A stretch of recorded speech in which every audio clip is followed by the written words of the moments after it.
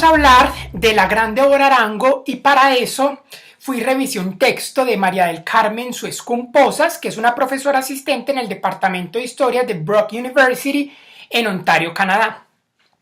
La Gran Débora Arango nació en Medellín en 1907 y fue una pintora, la gran pintora, que en 1940 consolidó el estilo expresionista y realista que eran asociados al liberalismo, a los movimientos indigenistas y americanistas y a las ideologías de izquierda, razón por la cual se le describía con epítetos tales como mujer moderna o mujer rebelde.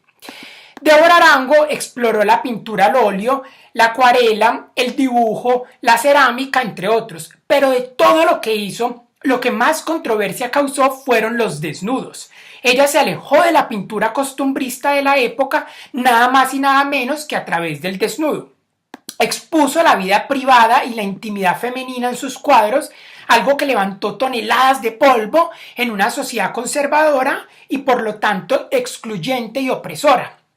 Arango recibió una educación religiosa, creció en una familia católica practicante, pero sin misticismos ni fanatismos. Su mayor anhelo y su gran pasión era el muralismo, pero la sociedad le negó esta posibilidad por su osado empeño en pintar desnudos.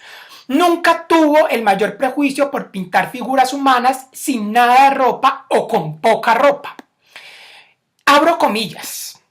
Un desnudo no es sino la naturaleza sin disfraces, es un paisaje en carne humana. El cuerpo humano es siempre bello precisamente por ser humano y por ser natural, cierro comillas. Por supuesto que en los años 40 sus obras fueron juzgadas como obras impúdicas, pero más impúdicas precisamente porque eran pintadas por una mujer. Ella misma decía que sus obras eran censuradas no por el desnudo, sino porque era una mujer la que se atrevía a pintar desnudos. Como vemos, fue toda una revolucionaria. Según ella, la mujer debía adoptar una apariencia de pura y de santa, y si se mostraba tal y como era, provocaba el peor escándalo y de una le llegaba el rechazo de la sociedad. Pero Débora Arango recibió todo el apoyo de su familia, aunque algunos de sus amigos terminaron por alejarse de ella y por alejarse de su familia. Incluso sus pretendientes se alejaron de ella, pero su obra siempre estuvo por encima de cualquier amor.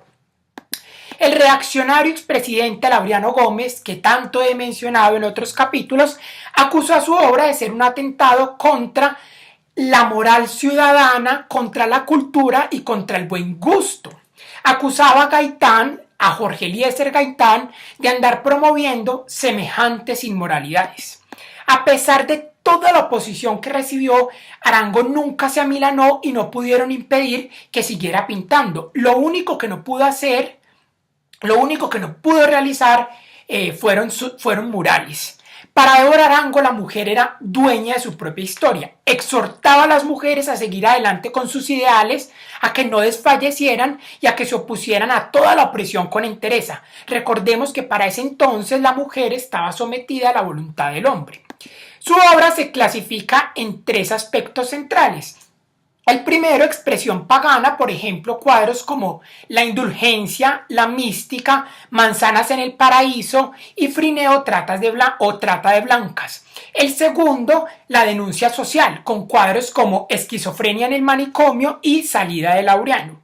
El tercer aspecto central de su obra es la sátira política, con cuadros como Masacre 9 de abril, Maternidad y Violencia y La Violencia. Su obra fue ampliamente reconocida en las postrimerías del siglo XX, cuando ya Colombia no era una sociedad tan mojigata. Aún lo sigue siendo, pero no tanto como en los 40 y en los 50. Y les voy a mencionar algunos de los premios que le fueron otorgados y algunos de los reconocimientos. En 1996, la Biblioteca Luis Ángel Arango expone casi toda su obra. Sus pinturas de gran formato en acuarela, dibujos y bocetos se encuentran en museos de Colombia, como el Museo de Arte Moderno, en el Museo Nacional de Medellín, en la colección del Banco de la República en Bogotá y en colecciones privadas. En 1984 recibe el Premio Secretaría de Educación y Cultura de Antioquia de las Artes y las Letras. En 1993 recibe la Medalla al Mérito Artístico y Cultural del Instituto de Cultura y Turismo de Santa Fe de Bogotá. En 1994 recibe del Gobierno Nacional la Cruz de Boyacá en su máximo grado. En 1995 recibe la medalla Gerardo Arellano, máximo galardón del Ministerio de Educación. En ese mismo año recibe la medalla 75 años Mejoras Públicas de Envigado, después la medalla Ciudad de Envigado y finalmente la medalla Alcaldía de Medellín. La Universidad de Antioquia le otorgó el título honoris causa de maestra en artes públicas. Por eso es que decimos y hablamos de la Gran Débora Arango. Después de una larga vida, falleció en Envigado el 4 de diciembre de 2005. 2 años después, en noviembre de 2007, su obra fue expuesta en la Feria Internacional del Libro de Guadalajara bajo el título de Débora Arango, revolucionaria del arte colombiano. Como vemos, fue una gran mujer y valiente, muy valiente, que fue capaz de alejarse del rebaño y de enfrentar con entereza el orden social existente. Ya con esto me despido, gracias a todas y a todos por escucharme. Podéis ir en paz.